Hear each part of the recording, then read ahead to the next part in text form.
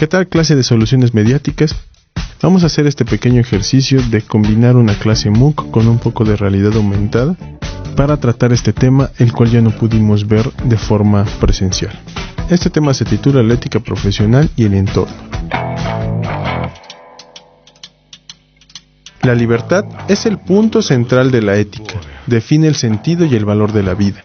Esto es porque la libertad manifiesta una línea sobre nuestras acciones. Es decir, si la libertad existe, la conducta humana tendrá una significación moral. Si es solo una ilusión, la persona no es responsable de sus actos. En primer término, se supone que toda acción es una relación constante de causa y efecto, es decir, el contexto define la acción y no la individualidad de la persona. Por contexto, se entiende la relación entre realidad y conjunto de valores. La realidad, como lo vimos en la clase, es afectada por la individualidad de la persona, es decir, es el equilibrio entre la objetualidad y la subjetividad. El punto medio es la objetividad. Y se desprenden algunas imprecisiones en el momento de evaluar nuestras acciones. ¿Existe un libre albedrío o es una ilusión? Dejemos esta pregunta en el aire y ahora recordemos lo que dice McLuhan. En los últimos 3.500 años del mundo occidental, es decir, toda la cultura que ha permeado a la mayoría del mundo, los observadores han minimizado el impacto que tienen los medios, es decir, la expresión oral, escrita, la imprenta, la fotografía, la radio, el cine, la televisión, sobre las personas y sobre la realidad y su escala de valores. El alfabeto impreso, por ejemplo, fue una extensión que unificó el mundo y lo occidentalizó. Por alfabeto impreso se refiere a las letras A, B, C, las cuales, aunque cambie el idioma, son las mismas representaciones en el mundo occidental. Permitió demarcar qué cultura era desarrollada o civilizada. A partir de esta extensión que intensificó la expresión oral y escrita de las culturas, se estableció cuál era desarrollada o civilizada y cuál no. Le dio objetividad al entorno, pero también delimitó esta objetividad. Para tener participación en el mundo, tenías que conocer el alfabeto.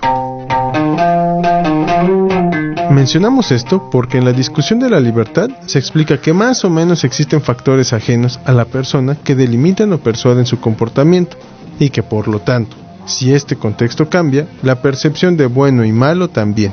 A partir del lenguaje se configura toda esta certeza. La filosofía clásica, por otro lado, considera esos impulsos exteriores que delimitan las acciones de las personas como el marco de voluntad o el jurídico. Es decir, si una persona se comporta bien, no es tanto porque ella esté decidiendo ser buena, sino que hay un marco jurídico que le genera temor al cometer una falta y elige entonces ser correcta. Para explicarlo en términos de comunicación, existe una idea de desarrollo, pero esta idea ha sido aceptada tras un proceso de comunicación paulatino que ha configurado nuestro imaginario. Recordemos la cultura mainstream, que es la influencia de otras culturas en el imaginario de lo local o de las culturas de lo popular. Los filósofos lo dicen así. Existe una corriente que se llama deterministas y son muy duros, y ellos mencionan que afirmar que una persona eligió actuar de una forma porque existió la posibilidad de hacerlo de otra forma es una idea vacía. Los deterministas afirman que esa decisión de la persona está influenciada y determinada por el contexto. Si tú buscas dinero y no te importa la consecuencia de tus actos, siempre y cuando puedas vivir bien, implica que no eres libre de tus acciones, porque un marco ajeno a ti te ha delimitado en tu acción y hace que solamente busques el dinero. Sin embargo, el pensamiento libertario afirma que no es una determinación, sino que es por un libre albedrío. Conscientemente eliges el mal sobre el bien y esto deberá traer consecuencias morales y éticas. En este sentido, y tras este interrogante, podemos preguntarnos, ¿existe una ética de la profesión?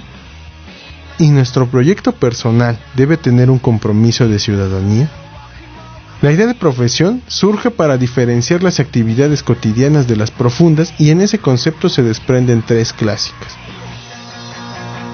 Espirituales, del cuerpo y de relación con los otros. Es decir, la sociedad intentó catalogar y organizar las actividades que hacían las personas, indicando cuáles valían más y cuáles menos. Esto delimitó un marco de discriminación que dio lugar a muchas preguntas. ¿Qué aportaba más a la sociedad? ¿Las labores de mantenimiento del cuerpo, las de organizar nuestras relaciones, las de nuestro espíritu o las actividades de especialización y en este tiempo las de hiperespecialización?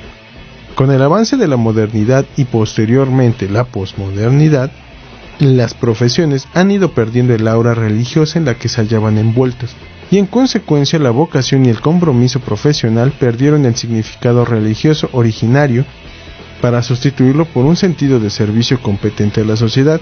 Se trata ahora de responder a la propia vocación y por lo tanto a la individualidad. El contexto y la responsabilidad social pasa a un segundo término.